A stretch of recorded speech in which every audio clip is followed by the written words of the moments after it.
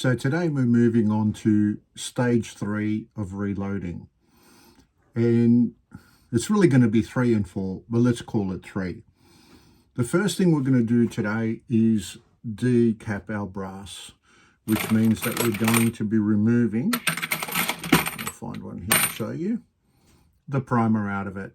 Now, I explained before, the reason I don't remove it earlier is I don't like all the steel pins and all the media getting caught in my primer pockets and having to spend time to remove it.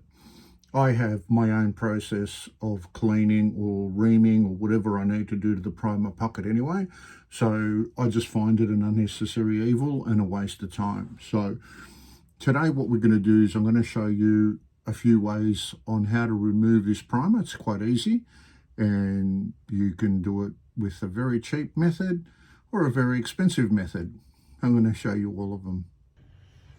Okay, some of you may remember in one of the earlier episodes where I told you that this was my very first bit of reloading kit. Well, I never got rid of it, only because it comes in very handy sometimes. If I need to, for whatever reason, just do a couple of rounds, or I need to quickly get a neck back in together, I'll use this tool. Now, how it works is your primer's in the back there. You can sit it in there, and this is your decapping pin. So that's the pin part that pushes it out. Now, very important is you've got to make sure that it's square. You can actually feel that it's in the primer pocket. And then it's simple. It's out, down. Probably one tap too many, but you get the idea. So here we have a universal decapping die. There's a few makers of them. I actually prefer Lee out of all of them. I just think it's probably, it's got the strongest pin in it from the others. Now you'll see that it does look like a resizing die, but it's not. It doesn't have a ball inside.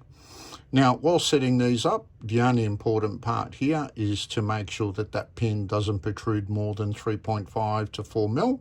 I like it around 3.5 mark, and I'll show you a couple of presses that it can be used on. Now, with most of the new Lee presses, they have these quick release threads. So basically, to set up the die, we're going to just pop that in first and lock that into place.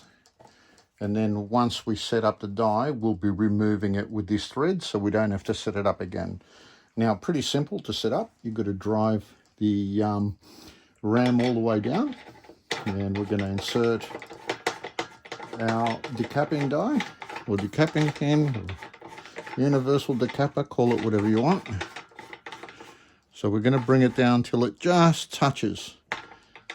The minute it just touches, we're going to back it off just under quarter of a turn, or quarter of a turn's good.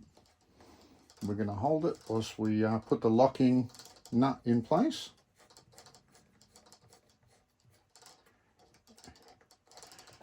Lock that in. That's it.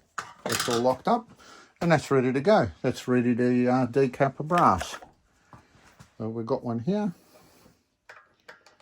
Just pop it in, make sure it's square, nice and easy. No effort whatsoever, just like that. No more primer. Now this is my APP press. It's pretty much the same as the single stage press, but it's more an automated version. So all I've done is move the decapping die over to this machine, set it up in exactly the same way, but you'll notice that this has all the cartridges just sitting in here. So what will happen when I pull down the handle, it'll drop one cartridge down. I'll slide it across. There we go. Next one's down, it's a little bit stuck. Decapping pin will go in, drops it in the bucket, ready to decap the second one. The third bullet's already now in place.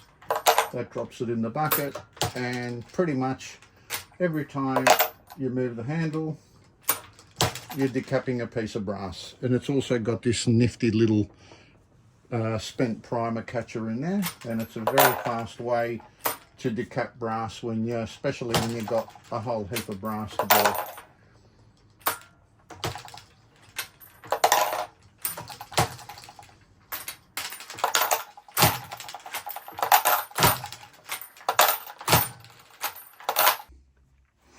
Now that our brass is nice and decapped, we can go on to the next stage, which is length sizing, which means that we measure the brass from one end to the other and we trim it down. Now you're going to ask, why would you need to do that?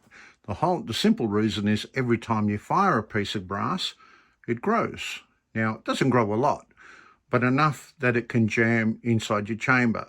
So what we do is we do a process here where if we look at the data card, it'll tell us that the maximum length that the cartridge can be is 51.18 millimeters, and the minimum, which I've written in for my own reference, is 50.927. Now, you will find cases that are under that. You'll even get them in new brass that are under that.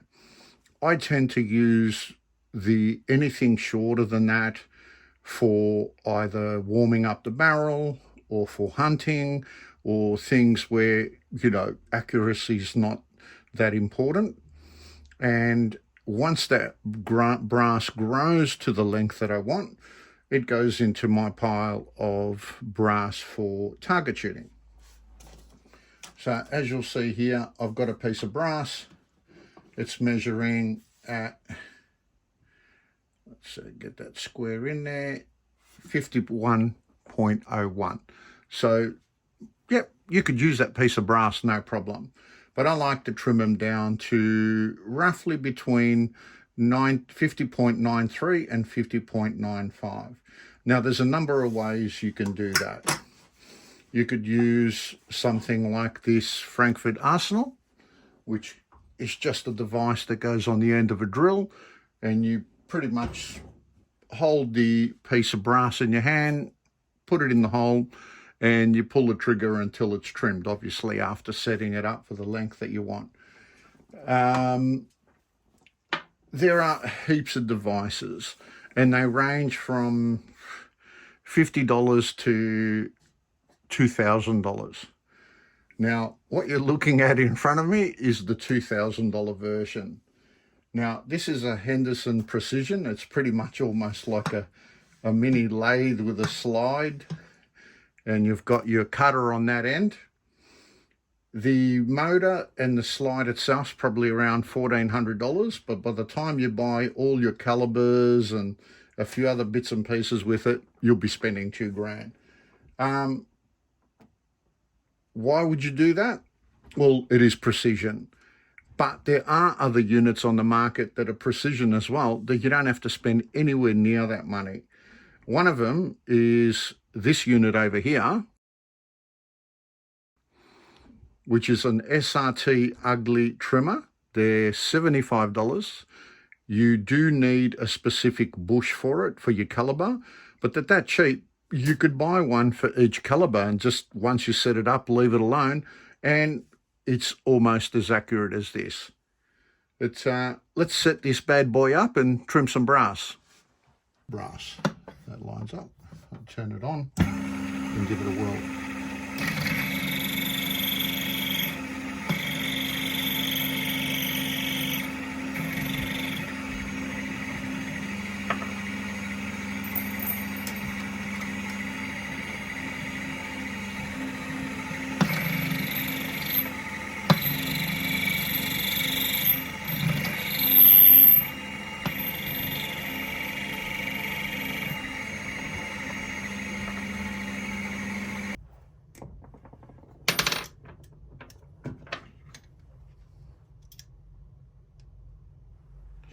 $50.95,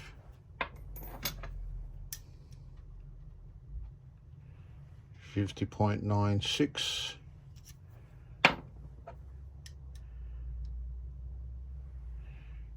$50.95,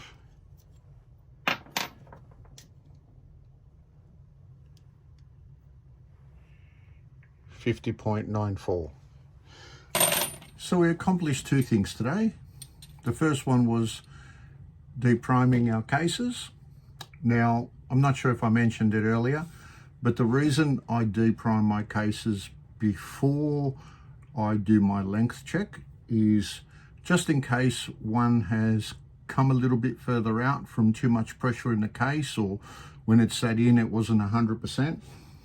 And if I go to measure it, I'm not going to get an accurate reading because it's directly over the primer where I've got to measure. So I always make sure I remove my primers before I do a length check. So we deprimed our cases. We've got them down to 0.1 or 0.2 in length.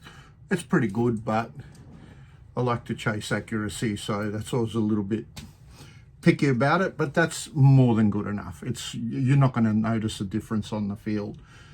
So they're all done now, and we're going to start getting ready for our next episode. See you then.